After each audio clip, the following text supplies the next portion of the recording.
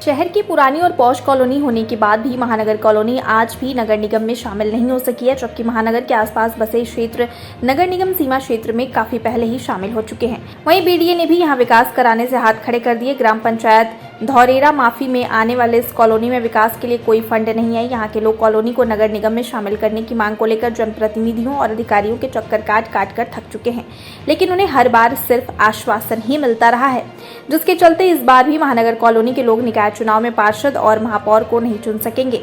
यहाँ करीब 2500 घरों के लोगों को बिजली, पानी और सड़क जैसी बुनियादी सुविधाओं के लिए खुद ही रकम जमा करके खर्च करना पड़ रहा है। नेताओं की बार बार वादा खिलाफी से नाराज होकर कॉलोनी के लोग बीते विधानसभा चुनाव में मतदान न करने की घोषणा कर चुके थे।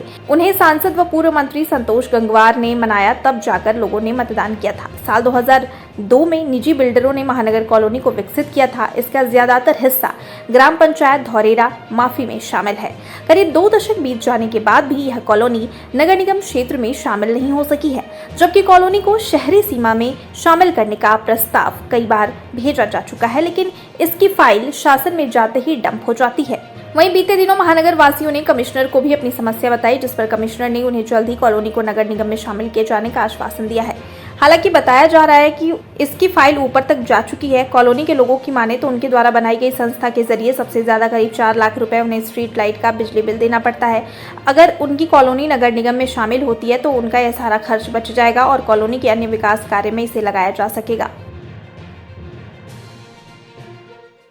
तो नगर निगम में शामिल होनी चाहिए, मूलभूत सुविधाएं मिलेंगी हमको, हमारी सड़कें बन जाएंगी और जो हमारा एक्सपेंडिचर है स्ट्रीट लाइट्स का वो नगर निगम झेलेगा, तो हमारा खर्चा जो है यहाँ बहुत कम हो जाएगा। अभी तक किस तरह की दिक्कतें आ रही थी आपको? एक्चुअली जो हम RW है यहाँ पे फंक्शन कर गए हैं, रेजिडेंट वेलफेयर एसोसिएशन, उसमें जो हम 630 रुपये पर मंथ लेते हैं लोगों से, सब्सक्राइब रेजिडेंट से, उसमें जो मेजर चंक है खर्चे का वो 4-4.5 लाख का बिजली का बिल चला जाता है स्ट्रीट लाइट्स का।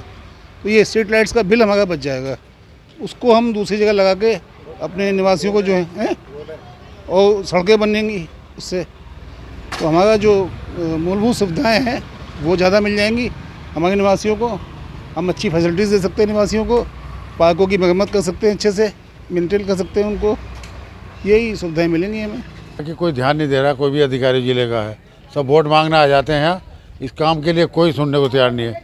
इसके लिए लिखा पढ़ी भी बहुत हो चुकी है, पत्राचार हो चुका है, काफ़ी लोगों से मिल भी चुके हैं, मगर वही सांत्वना के 2 शब्द होते हैं, होगा होगा, करेंगे करेंगे, यही चला रहा, करता कोई नहीं है।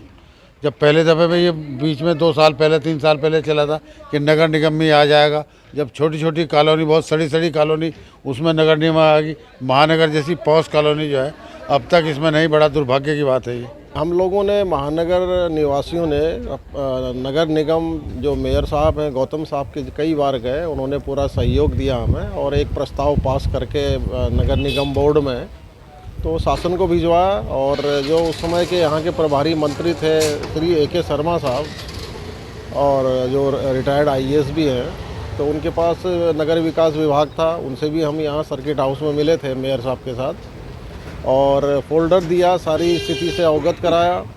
लेकिन शासन में वो किस वजह से पेंडिंग है, कोई निर्णय नहीं हुआ, क्यों नहीं हुआ, ये तो अब इसमें तो कुछ कहा नहीं जा सकता।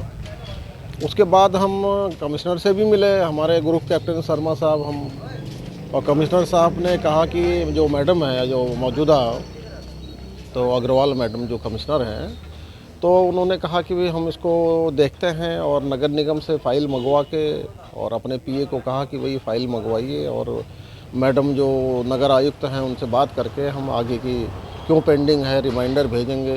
तो ये बात हुई थी। अच्छा, क्या कारण रहा है ऐसा जो अभी तक ये नगर निगम में शामिल नहीं हुआ है, क्या वजह रही है? ये राजनीतिक कारण रहा और कुछ लोग नहीं चाहते हैं, कुछ चाहते हैं, और यही एक मेन मुद्दा है। और सबसे महान ये बरेली ही नहीं, पूरे मंडल की पॉश कॉलोनियों में इसकी गिनती आती है। शहर के बीच में है कॉलोनी, और ये यहाँ से कई दूर दूर तक की कॉलोनी, इर्द गिर्द की कॉलोनियाँ नगर निगम में आ गई हैं। जो इतनी पॉश कॉलोनी होते हुए यूनिवर्सिटी से लगी हुई कॉलोनी है, ये आज तक नहीं पाई। इससे इर्द गिर्द छोटी बिहार है और आशीष, ये ये पवन विहार है, ये जो जितनी भी इर्द गिर्द कॉलोनियाँ हैं छोटी छोटी सब आ चुकी हैं नगर निगम में। इसका दुर्भाग्य है कि इसको नगर निगम की सेवाएं, स्मार्ट सिटी की सेवाएं कुछ नहीं मिल रही है। अभी मेयर के चुनाव है, मेयर के चुनाव से वंचित हो जाएंगे, तो ये सारी समस्याएं हैं। भाई अभी तक तो हमारे जो आश्वासन ही मिले हैं, अभी कोई पता नहीं कि हमारी कॉलोनी कब जाएगी नगर निगम में।